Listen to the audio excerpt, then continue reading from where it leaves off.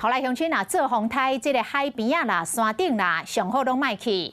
花莲秀林乡有一家口啊3个人，昨上山要检查到水倒水的管线，因为落雨、落骨，加上暗时看较无，溪水阁涨起来。其中一个太太一个无小心，跌落山坎，倒水死亡。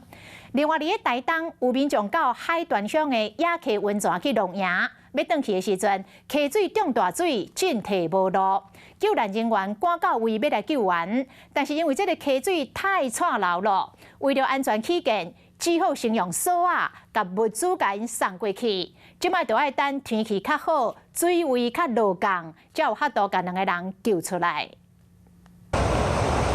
消防人员双手救扫啊，错漏的溪水就伫骹边咧冲，场面心惊胆吓。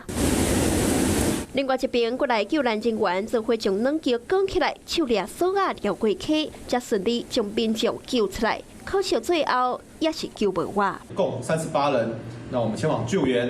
那到达现场接触患者时，发现已经欧卡。昨暗伫咧花莲秀林乡，一家伙仔3个人冒险上山，要检查自来水的管线，想袂到去撞到溪水中大水。最后负责人无细力跌落山坎，不幸渡水过身。绳子咬到了。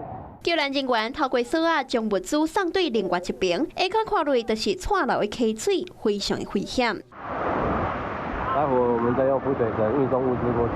沙土将溪水捏做铺设，现场是一直上大雨。有一个26岁台湾查某囡仔，参一个29岁外国朋友，25号做伙到台东的绿松温泉露营，想袂到过灯工要原路转来的时阵，却因为溪水涨大水未过。都有漂流木。救援人员出动救人，却因为溪水伤过错漏，无法度落水，干来当先送物资。